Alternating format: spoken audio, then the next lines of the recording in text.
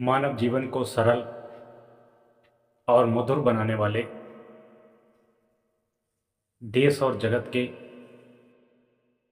सभी संत महात्मा, सभी गुरु एवं गुरुजन, सभी विद्वान तथा सभी वीर वीरांगनाएं व अमर शहीद को नमन बंदन करता हूं। आज मैं चर्चा करूंगा कि वास्तव में धर्म क्या है, कर्म क्या है, पूजा क्या है, इबादत क्या है और किस प्रकार से एक ग्रस्त व्यक्ति धर्म कर्म करके अपने जीवन को धन्य बना सकता है, अपने जीवन में मोक्ष की प्राप्ति कर सकता है। एक बार की बात है,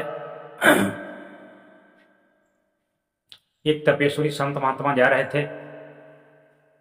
एक पेड़ के नीचे छाया में बैठकर आराम करने लगे। तभी ऊपर से एक बगुला ने उनके ऊपर लैट्रिन कर दिया। संत महात्मा के अंदर काफी तेज था। उन्होंने उस बगुला की तरफ देखा और उनकी नेत्र ज्योति के तेज से बगुला जल करके भस्म हो गया। संत महात्मा आगे चलते हैं। एक घर में जाके एक स्त्री से भिक्षा मांगते हैं। इसी बीच में उस स्त्री का पति आ जाता है। खेतों में काम करके आता है, काफी हारा थका हुआ है।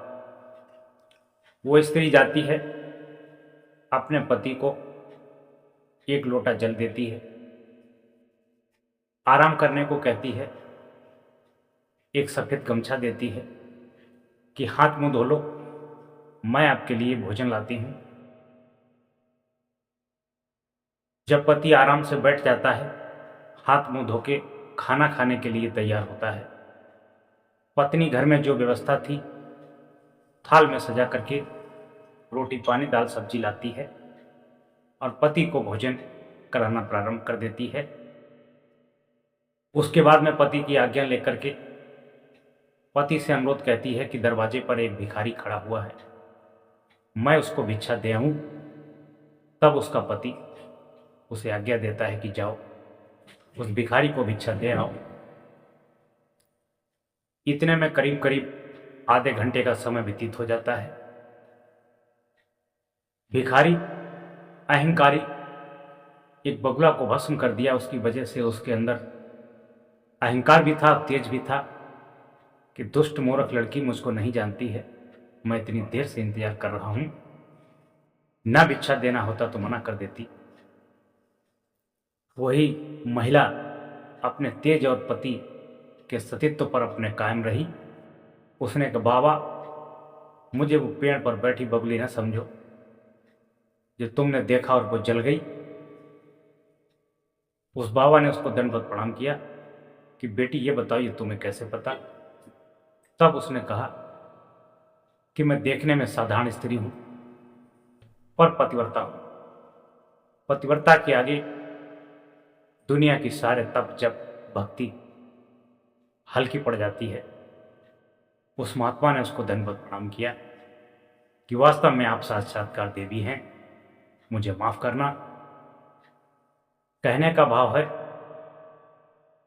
स्त्री यदि पति धर्म का पालन करे और पति भी पत्नी धर्म का पालन करे और गृहस्थ आश्रम में अपना मेहनत करके कमाई करके परिवार का पालन पोषण करे और नियमानुसार अपने दाम्पत्य जीवन को जिए, तो इससे बड़ी कोई तपस्या नहीं है, इससे बड़ी कोई साधना नहीं है। जीवन में पत्नी के लिए पति उसका सबसे बड़ा देवता है और पति के लिए मां के बाद में दूसरा स्थान अगर आता है तो पत्नी का आता है, जो इतनी शुभ चिंतक होती है। पत्नी पति आपस में समता सुमित से रहें, इससे बड़ा जीवन में और कोई सुख नहीं है, और कोई सुख नहीं है।